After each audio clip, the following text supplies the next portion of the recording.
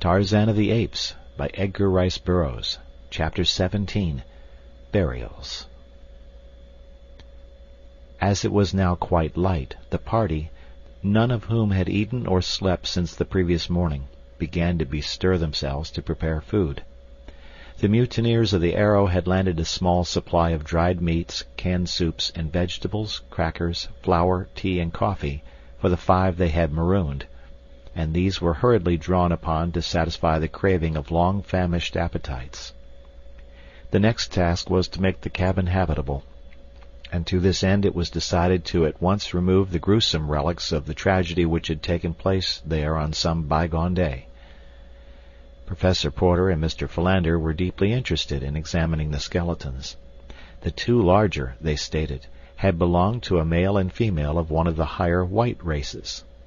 The smallest skeleton was given but passing attention, as its location, in the crib, left no doubt as to its having been the infant offspring of this unhappy couple.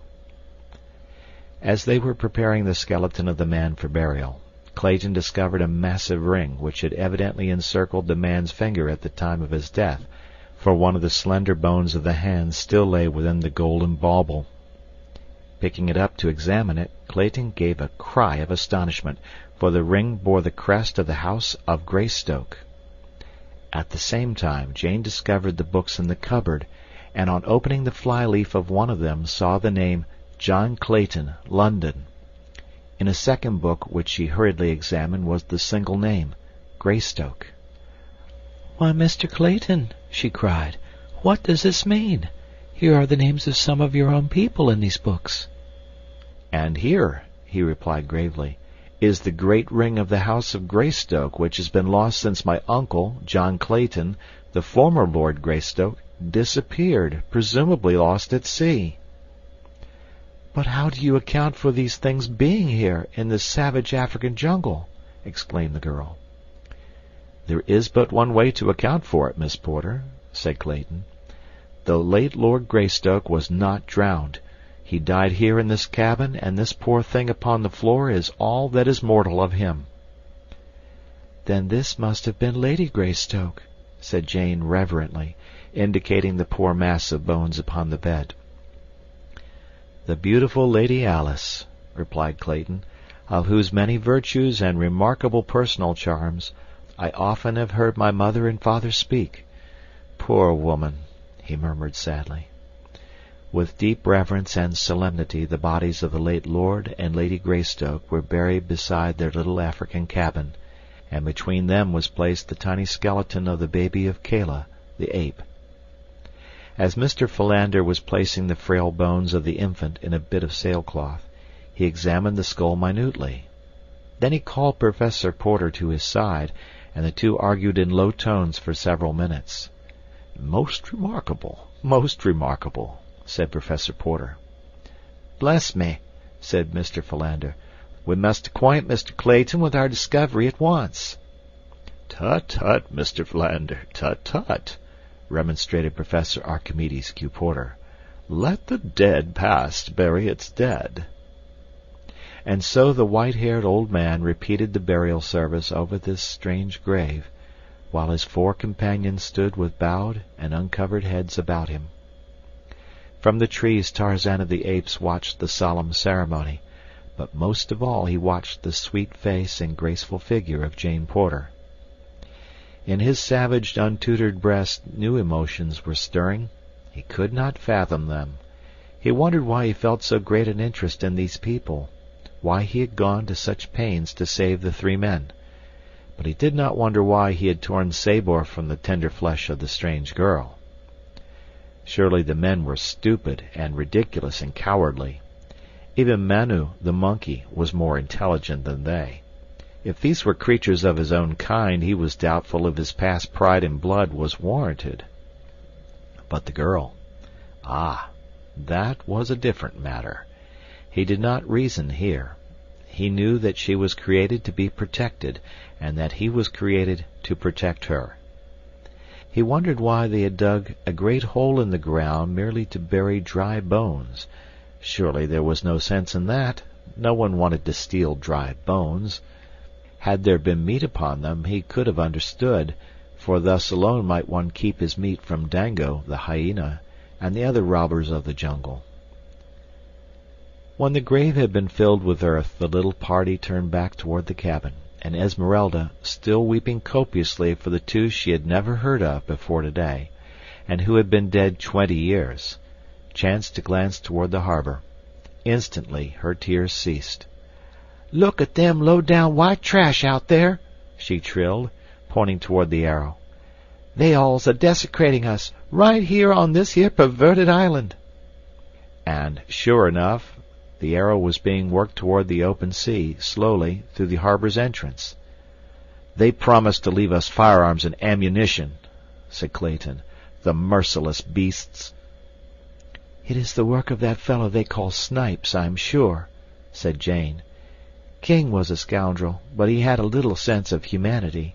If they had not killed him, I know that he would have seen it that we were properly provided for before they left us to our fate."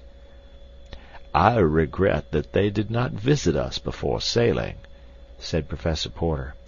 "I had proposed requesting them to leave the treasure with us, as I shall be a ruined man if that is lost."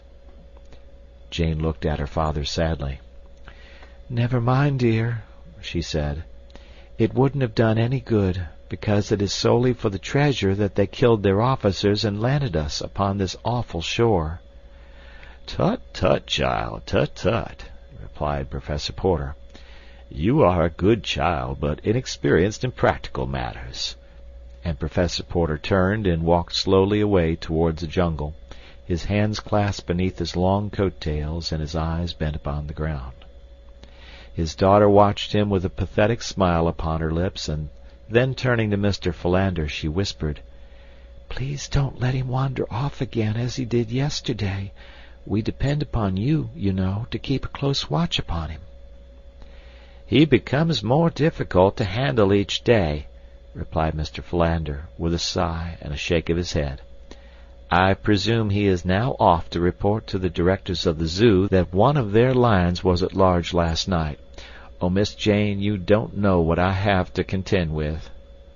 "Yes, I do, Mr. Philander, but while we all love him, you alone are best fitted to manage him, for regardless of what he may say to you, he respects your great learning, and therefore has immense confidence in your judgment.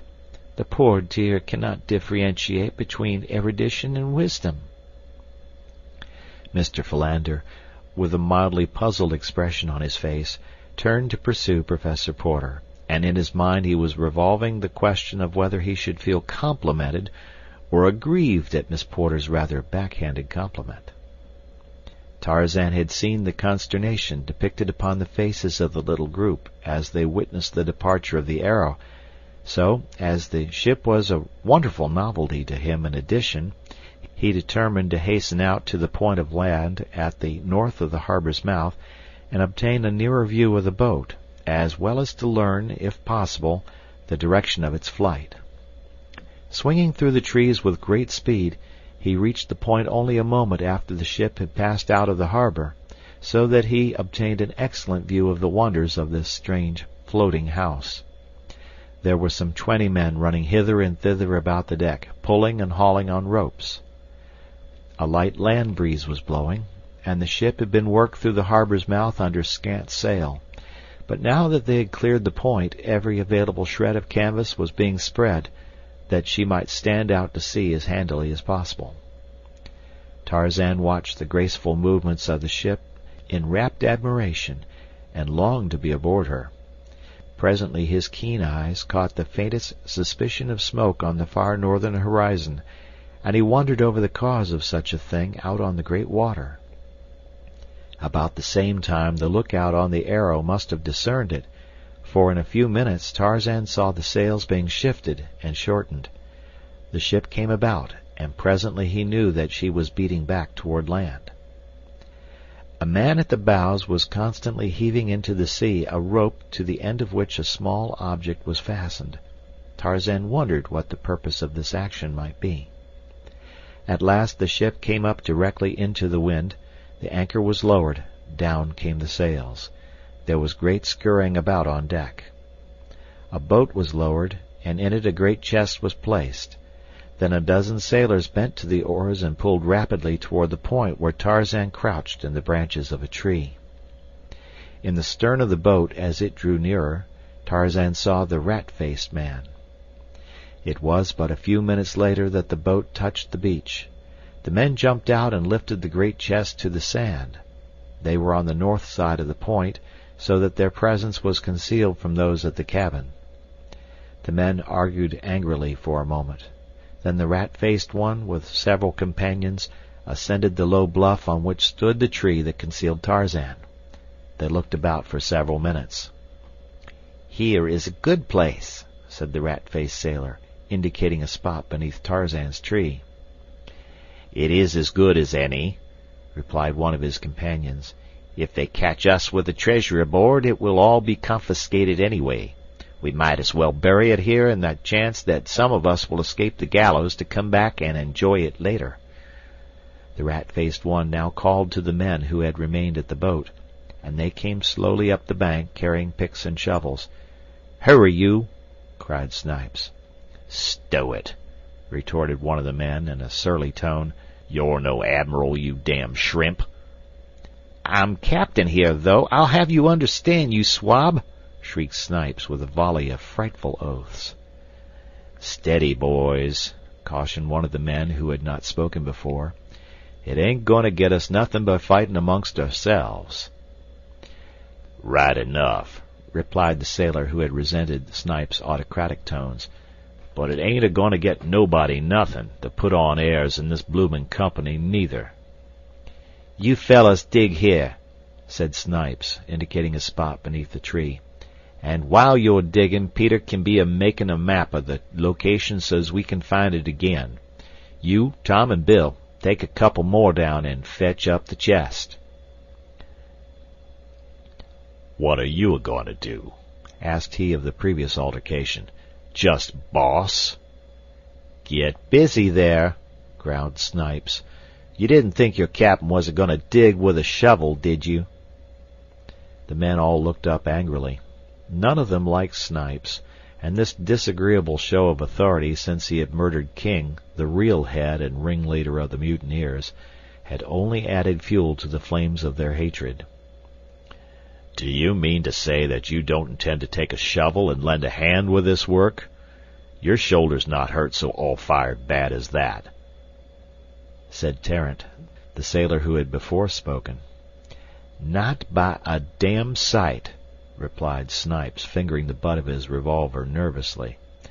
"Then by God," replied Tarrant, "if you won't take a shovel, you'll take a pickaxe." With the words he raised his pick above his head, and with a mighty blow he buried the point in Snipes' brain. For a moment the men stood silently looking at the result of their fellow's grim humor. Then one of them spoke. "Served the skunk jolly well right," he said. One of the others commenced to ply his pick to the ground. The soil was soft, and he threw aside the pick and grasped a shovel. Then the others joined him. There was no further comment on the killing, but the men worked in a better frame of mind than they had since Snipes had assumed command. When they had a trench of ample size to bury the chest, Tarrant suggested that they enlarge it and inter Snipes' body on top of the chest. "It might help fool any as happen to be digging hereabouts," he explained.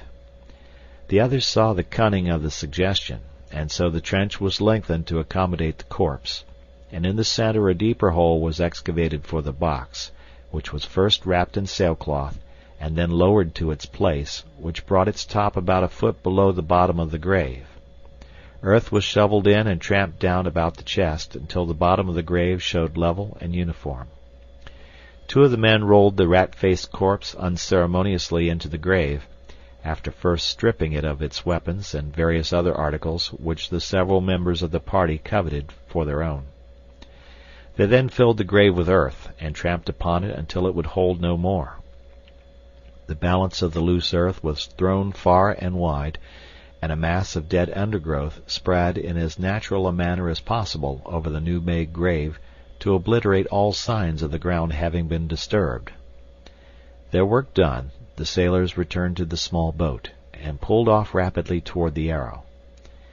The breeze had increased considerably, and as the smoke upon the horizon was now plainly discernible in considerable volume, the mutineers lost no time in getting under full sail and bearing away toward the southwest. Tarzan, an interested spectator of all that had taken place, sat speculating on the strange actions of these peculiar creatures. Men were indeed more foolish and more cruel than the beasts of the jungle. How fortunate was he who lived in the peace and security of the great forest! Tarzan wondered what the chest they had buried contained. If they did not want it, why did they not merely throw it into the water? That would have been much easier. Ah, he thought, but they do want it. They have hidden it here because they intend returning for it later. Tarzan dropped to the ground and commenced to examine the earth about the excavation. He was looking to see if these creatures had dropped anything which he might like to own. Soon he discovered a spade hidden by the underbrush which they had laid upon the grave. He seized it and attempted to use it as he had seen the sailors do. It was awkward work and hurt his bare feet, but he persevered until he had partially uncovered the body. This he dragged from the grave and laid to one side. Then he continued digging until he had unearthed the chest. This also he dragged to the side of the corpse. Then he filled in the smaller hole below the grave, replaced the body and the earth around and above it, covered it over with underbrush, and returned to the chest. 4 sailors had sweated beneath the burden of its weight. Tarzan of the Apes picked it up as though it had been an empty packing case, and with the spade slung to his back by a piece of rope, carried it off into the densest part of the jungle. He could not well negotiate the trees with his awkward burden, but he kept to the trails and so made fairly good time. For several hours he traveled a little north of east until he came to an impenetrable wall of matted and tangled vegetation. Then he took to the lower branches, and in another 15 minutes he emerged into the amphitheater of the apes, where they met in council, or to celebrate the rites of the Dum-Dum. Near the center of the clearing, and not far from the drum or altar, he commenced to dig. This was harder work than turning up the freshly excavated earth at the grave, but Tarzan of the Apes was persevering, and so he kept at his labor until he was rewarded by seeing a hole sufficiently deep to receive the chest and effectually hide it from view. Why had he gone to all this labor without knowing the value of the contents of the chest? Tarzan of the Apes had a man's figure and a man's brain, but he was an ape by training and environment. His brain told him that the chest contained something valuable, or the men would not have hidden it. His training had taught him to imitate whatever was new and unusual, and now the natural curiosity, which is as common to men as to apes, prompted him to open the chest and examine its contents. But the heavy lock and massive iron bands baffled both his cunning and his immense strength, so that he was compelled to bury the chest without having his curiosity satisfied. By the time Tarzan had hunted his way back to the vicinity of the cabin, feeding as he went, it was quite dark. Within the little building a light was burning, for Clayton had found an unopened tin of oil which had stood intact for 20 years, a part of the supplies left with the Claytons by Black Michael. The lamps also were still usable, and thus the interior of the cabin appeared as bright as day to the astonished Tarzan. He had often wondered at the exact purpose of the lamps. His reading and the pictures had told him what they were, but he had no idea of how they could be made to produce the wondrous sunlight that some of his pictures had portrayed them as diffusing upon all surrounding objects. As he approached the window nearest the door, he saw that the cabin had been divided into 2 rooms by a rough partition of boughs and sailcloth. In the front room were the 3 men, the 2 older deep in argument, while the younger, tilted back against the wall on an improvised stool, was deeply engrossed in reading one of Tarzan's books. Tarzan was not particularly interested in the men, however, so he sought the other window. There was the girl. How beautiful her features! How delicate her snowy skin! She was writing at Tarzan's own table beneath the window. Upon a pile of grasses at the far side of the room lay the negress asleep. For an hour Tarzan feasted his eyes upon her while she wrote. How he longed to speak to her, but he dared not attempt it, for he was convinced that, like the young man, she would not understand him, and he feared too that he might frighten her away. At length she arose, leaving her manuscript upon the table. She went to the bed upon which had been spread several layers of soft grasses. These she rearranged. Then she loosened the soft mass of golden hair which crowned her head.